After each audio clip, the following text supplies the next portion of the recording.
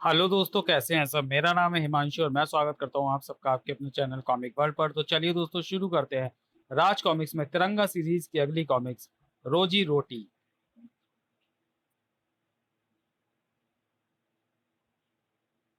बढ़ती हुई आधुनिकता और टेलीविजन पर आई विभिन्न चैनलों की बाढ़ ने जिन धंधों पर सबसे ज्यादा असर डाला है उनमें से एक है सर्कस। सैकड़ों नामी गिरामी सर्कस बंद हो चुके हैं और कई बंद होने की कगार पर हैं। ऐसे ही सर्कसों में एक है विशाल सर्कस।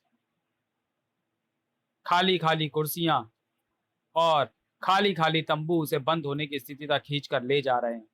लेकिन विशाल सर्कस के खाली तंबू और कुर्सियां आज अपने पर गर्व महसूस कर रही है, क्योंकि आज वे पूरी तरह भरने वाली थी। और इसका कारण है देशभक्त तिरंगा के शानदार कारनामे देखे विशाल सर्कस सिर्फ कुछ ही दिन समाप्ति की तरफ बढ़ती सर्कस की परंपरा में दोबारा जान फूंकने का तिरंगा का यह प्रयास 100% सफल था। आज वर्षों बाद मेरे सर्कस का शो एकदम हाउसफुल है और ये सब तुम्हारी वजह से है।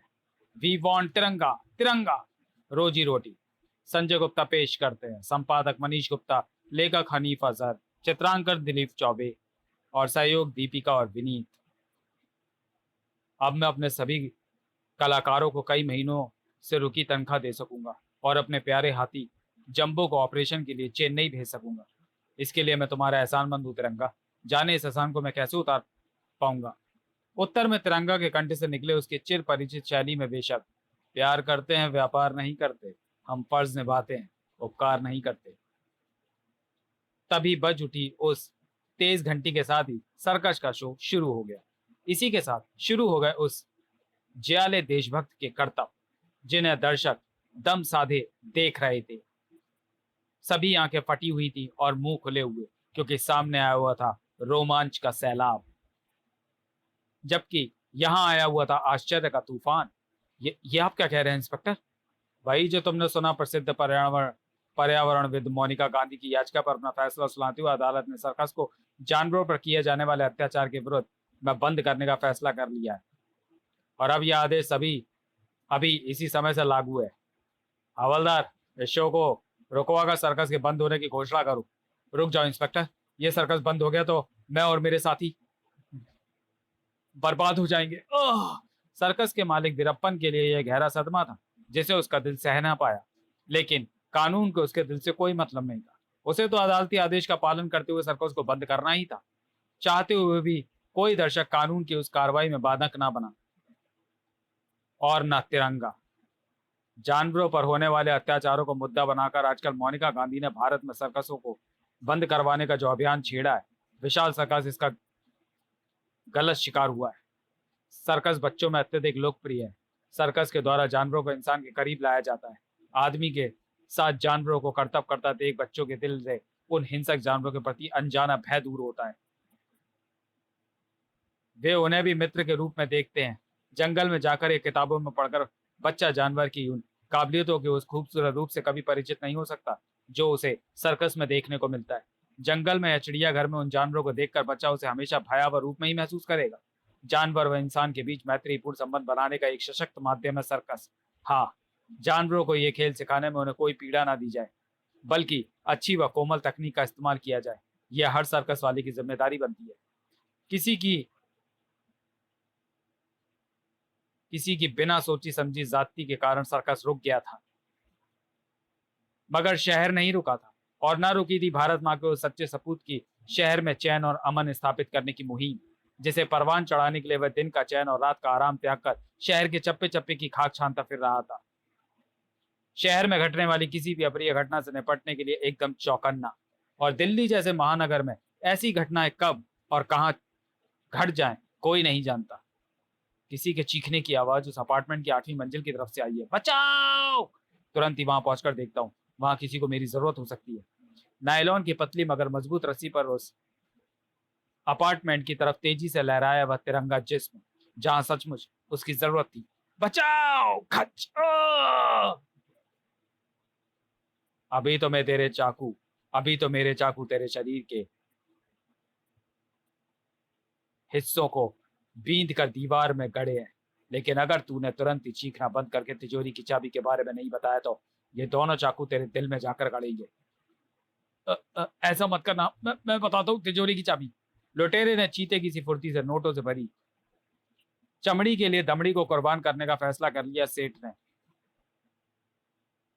लुटेरे ने चीते की सी फुर्ती से नोटों से भरी तिजोरी को खाली किया और भाग खड़ा हुआ बाहर। ठीक उसी समय अंदर पहुंचा तिरंगा। ओह, चाकू से सेठ को दीवार से टांग रखा है। तिरंगा उसके पास पहुंचा। क्या हुआ सेठ जी, आपकी हालत किसने की? लुटेरे ने, वह मेरी सारी दौलत लेकर ऊपर की तरफ भागा है, रोको उसे। तिरंगा तेजी से ऊपर की तरफ लपका। लगता है उसे यहाँ से भागे ज्यादा देर नहीं हुई। तुरंत ही छत पर पहुंच जाऊं तो मुझे वहां मिल सकता है। लुटेरा वह रहा उस रेसिंग बाइक के पास। लेकिन 15 मंजिली सवार की छत पर यह बाइक कहाँ से? सवाल काफी गंभीर है जिसका जवाब मुझे इसी से मिलेगा, लेकिन तब जब मैं इसके सारे कसबल निकाल दूंगा। साए ओह, तू चाकू बहुत दक्षता से चलाता है। इसका नमूना मैं नीचे देख चुका हूं, इसलिए बंद कर इसे और देख कि मैं ढाल चलाने में कितना माहिर हूं। थाक थाक, और कितना एक्सपर्ट हूं घूसे लात चलाने में। तिरंगा के कुछ ही वारों ने उसे धराशायी कर दिया, लेकिन इसके बावजूद भी वह उसे पकड़ नहीं पाया, क्योंकि पीछे से हुए लोहे की उस रॉड के बार ने तिरंगा को सिर पकड़ने के लिए मजबूर कर दिया। खटाक, उफ। पल भर के लिए सारा ब्रह्मांड तिरंगा की आंखों के सामने घूम गया। उसी पल का भरपूर लाभ उठाते हुए लुटेरा उछलकर अपने पैरों पर खड़ा हुआ। शाबाश मंकी, तूने बहुत अच्छा काम किया। आजा फटाफट। विद्युत की गति से लपक कर लुटेरे ने अपनी बाइक संभाली और उसे तूफान की तेजी से इमारत की पतली मुंडेर पर भगा दिया। संभलते तिरंगा की आश्चर्य से गोल हुई आंखें अगले ही पल फटती चली गईं। हे भगवान, ये उस बेवकूफ ने क्या किया? 15 मंजिली इमारत के ऊपर से बाइक नीचे जम कर आ दी। इतनी ऊंचाई से गिरकर वह किसी भी हाल में नहीं बच सकता। नीचे कठोर जमीन से टकराकर उसकी बाइक और उसके चीथड़े बिखर जाएंगे। तिरंगा नीचे झांकने के लिए भागा, लेकिन नीचे झांकने के बाद उसे लुटेरे के शरीर के चीथड़े नहीं, वह हैरत अंगेज दृश्य देखने को मिला। अद्भुत। बिजली की तार पर बाइक को ऐसे भगा रहा है जैसे वो पतली तार ना होकर हाईवे हो। अब समझा 15 मंजिल ऊंची छत पर बाइक कैसे पहुंची। तिरंगा देखता ही रह गया। लुटेरा उसकी आंखों से ओझल हो गया और आ पहुंचा अपने ठिकाने पर। शाबाश जवान, जरूर तुम कामयाब होकर ही लौटे हो। शाबाश जगन, जरूर तुम कामयाब होकर ही लौटे हो। हाँ, कामयाबी ही हासिल की है मैंने। जानते हो इसके लिए मैंने किसको धूल चटाई है? तिरंगा को, जिसके बारे में मशहूर है कि वह चाहे तो हवा भी उसके हाथ से बचकर नहीं जा सकती। ऐसा तुम अपनी बेमिसाल कला के बल पर कर गए जगन, लेकिन शायद दूसरे ऐसा ना कर पाए। इसलिए इस बात का पूरा इंतजाम करना पड़ेगा कि अगर दूसरों की मुठभेड़ तिरंगा से हो जाए तो वह उनकी परछाई को भी ना छू पाए। नेशनल म्यूजियम, जहां मौजूद है अकबर महान के जमाने का वह हीरा जिसकी कीमत करोड़ों रुपए है, और जहां इतनी मूल्यवान चीज मौजूद हो, वहां के दरो दीवार का मजबूत होना लाजमी ही है। लेकिन मजबूत दरो दीवारें भला क्या मायने रखती है उनके सामने जो खुद मजबूती का प्रतीक है। भाग! हाथी के मस्तक की तेज टक्कर से मजबूत दीवार को रेत के ढेर की तरह ढहा दिया। इसी के साथ हाथी के पीछे मौजूद लोगों को अंदर घुसने का मौका मिल गया, लेकिन वह रास्ता साफ नहीं था क्योंकि सामने खड़े थे रोकने वाले। इनमें से एक भी बचकर ना जाने पाए, गोली चलाओ। रोकने वालों के हाथों में थमे हथियार गरजे, लेकिन एक को भी निशाना नहीं लगा पाए। ओह, इतना ऊंचा ऊंचा उछलकर बच रहा है, यह आदमी है या स्प्रिंग? धाए धाए। हम स्प्रिंग नहीं, तुम्हारी आफत है। 12 फुट के असाधारण कद वाले उस शख्स के हाथों में थमे उस छोटे से खिलौने ने कई आलपिनें उगली। इसी के साथ रोकने वाले अपने आप को बेहोश होने से ना रोक सके। अब एक तरफ लुटेरे थे और एक तरफ हीरा था, और बीच में रोकने वाला कोई नहीं था। लेकिन दिल्ली का रखवाला रोकने कब आ जाए कोई नहीं जानता। चोरी डकैती का ये खेल ना तुम खेल पाओगे, क्योंकि यहां से तुम सीधा पुलिस स्टेशन जाओगे। ये तो तिरंगा है, ये कहां से आ गया? इससे घबराने की जरूरत नहीं है, मैं भी इसे यहां से सीधा जहन्नुम पहुंचा देता हूं। तुम यहां से निकल जाओ। काक! उफ!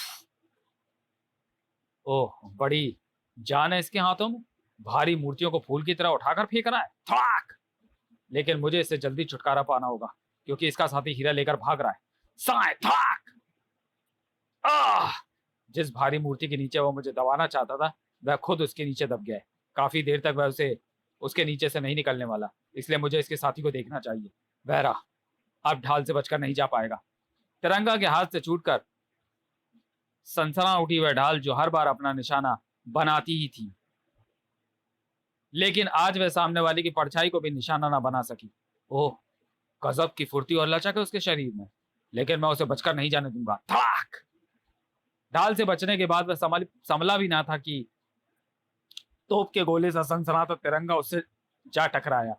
टक्कर जोरदार थी, लेकिन उस टक्कर का लुटेरे पर कोई असर हुआ हो ऐसा नहीं हुआ, क्योंकि तेजी से संभल कर वह अपने पैरों पर खड़ा हो गया और फिर तिरंगा पर टूट पड़ा। थम! तो 7 जन्म तक भी मुझे नहीं रोक पाएगा। तुरंत ही उसके होठ गोल हुए और उससे गूंजी वह सीटी, जिसके जवाब में न जाने कहां से भागता हुआ वह घोड़ा वहां आ पहुंचा, जिस पर आश्चर्यजनक फुर्ती का प्रदर्शन करते हुए सवार हुआ वह लुटेरा। और चल मेरे घोड़े। इन्होंने घोड़े की मदद से यहां से भागने की योजना पहले से ही बना रखी, लेकिन मेरी ढाल इस योजना को फेल करके ही रहेगी, क्योंकि घोड़े पर खड़े होने की वजह से वह ढाल के बारे वार से नहीं बच सकता। ढाल से लुटेरे को नीचे गिरते देखने को तरसती तिरंगा की आंखों को अगले ही पल दिखाई दिया वह सांसों को रोक देने वाला दृश्य। ढाल के वार से बचने के लिए लुटेरा द्रुत गति से भागते घोड़े की पीठ से उछला और हवा में कई कलाबाजियां खाता हुआ वापस घोड़े की पीठ पर आ खड़ा हुआ। ओह, लुटेरा तो गजब का घुड़सवार है। दोबारा उस पर वार करना मूर्खता ही सिद्ध होगी, क्योंकि वह उस वार से भी बच जाएगा। इसलिए अब मुझे अपने वार का निशाना घुड़सवार को नहीं, घोड़े को बनाना है। दोनों मेरी आंखों से ओझल आ जाए उससे पहले ही। रस्सी तेजी से घूमकर तिरंगा के हाथ से छूटी और घोड़े के पिछले पैरों से जा लिपटी। दूसरे ही पल घोड़ा पछाड़ खाकर नीचे आ गिरा और इसी के साथ नीचे आ गिरा उसका सवार, जिसके सिर पर तुरंत ही पहुंचा तिरंगा। ठार! घोड़े पर सवार होकर हवा से बात करने वाले ऐसे ही औंधे मुंह जमीन पर आ गिरते हैं। ला, अब यह हीरा मेरे हवाले कर। ओह! हीरा तिरंगा को देने के बजाय उसने उसे तेजी से उछाल दिया, जहां मानो जादू के जोर से अभी अभी प्रकट हुआ था 12 फुटा आदमी। हीरा उसने अपने उस लंबे साथी की तरफ उछाल दिया जो उसे लेकर भाग रहा है, इसलिए अब मुझे फिलहाल इसे छोड़कर उसे देखना होगा। तिरंगा ने तेजी से उस 12 फुटे आदमी के पीछे दौड़ लगा दी, लेकिन जल्द ही उसे पता चल गया कि उसकी लंबी टांगें और उसकी छोटी टांगों के बीच कोई मुकाबला नहीं था। अपनी लंबी टांगों की मदद से वह काफी लंबा फासला एक ही बार में तय कर लेता है। उसे भागकर पकड़ने की कोशिश करना बेकार है। तो चलिए दोस्तों, वीडियो को यहीं समाप्त करते हैं और मिलते हैं तिरंगा सीरीज की कॉमिक रोजी रोटी के दूसरे और अंतिम भाग में अगले वीडियो में। तब तक के लिए धन्यवाद।